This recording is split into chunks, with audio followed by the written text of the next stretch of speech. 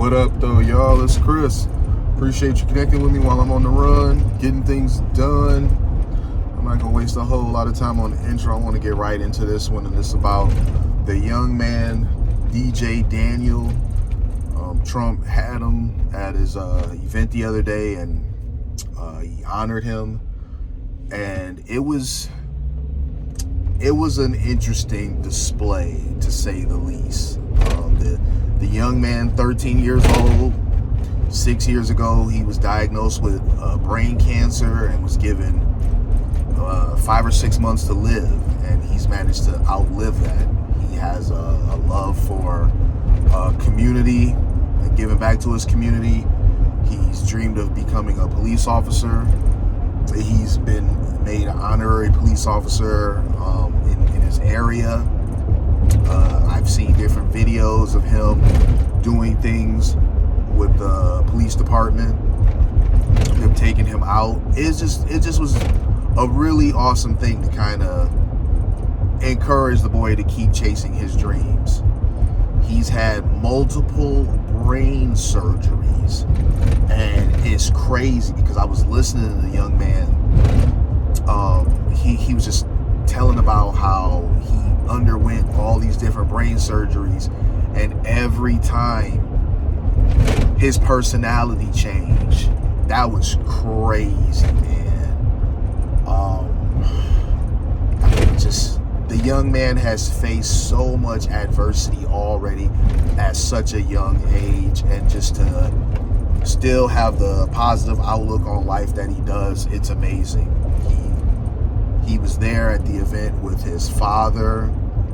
His father was very proud. His father was in tears because he's just so proud of his son, his toughness, his tenacity, his ability to just not give up and continue to press forward, even when he was given just months to live. So I get it. As a parent, I salute him, because I know that ordeal has not been easy. We see the end result, right? We see the boy when he's here today doing well and being honored, but we don't see them struggles when he was going through those brain surgeries, the recoveries, the tears, the stress, the concern throughout the process of this.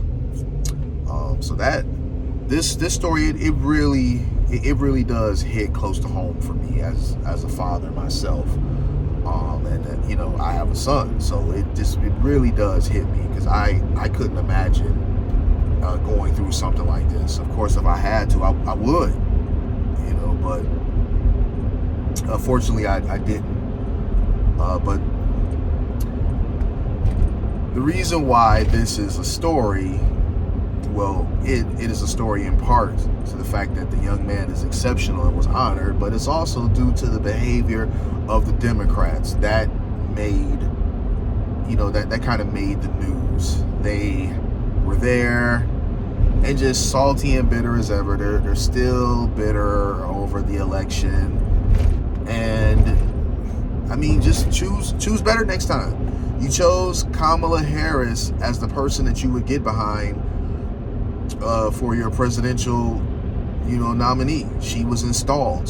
There was no primary. You guys just threw Kamala in there and was like, this is who we're running with. Pick better next time. You pretty much guaranteed Donald Trump will win when you made it about Kamala.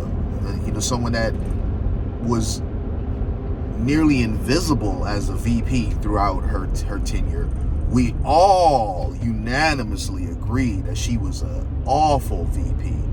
We all did, until she became the pick. Now all of a sudden everyone wanted to act like, or everyone on the left anyway, wanted to act like she was the greatest thing since sliced bread. But before that, and I have a leftist friend, we don't really speak anymore, over some things that he said about that one lady who was arrested and was being taken away from her family. I kind of like backed off from him with that, because I found it to be greatly insensitive. But nonetheless, me and him had a back and forth about the fact that this is when Kamala had got the nomination. how just a few months back we were all lockstep about the fact that Kamala was a terrible VP, and now he's pretending like she's the greatest thing ever, and he's trying to rewrite history and make it seem like, oh no, he never was that down on Kamala. I'm like, bro, yeah, you were. I got receipts of you talking mad smack about Kamala. So, pick better next time, and perhaps you won't lose as embarrassingly as you did this time.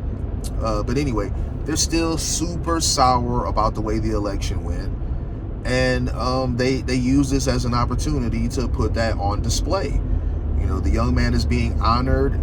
They not only didn't stand for him, they act like they didn't even want to clap. Really, I seen a couple slow claps from various different people on the other side that were there, but it was just really nasty.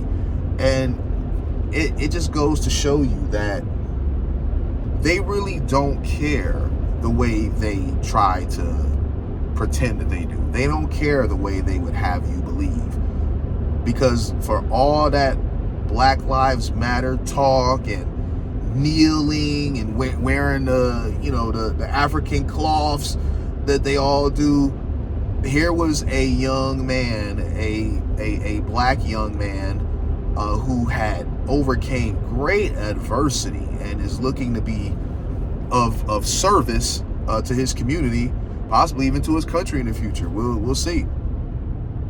And they were not cheering him on. They were not celebrating him. It was absolutely disgraceful. So he's there. Trump calls on him and makes him an honorary member of the Secret Service. That was fantastic. You could tell that this was something that they were not told about.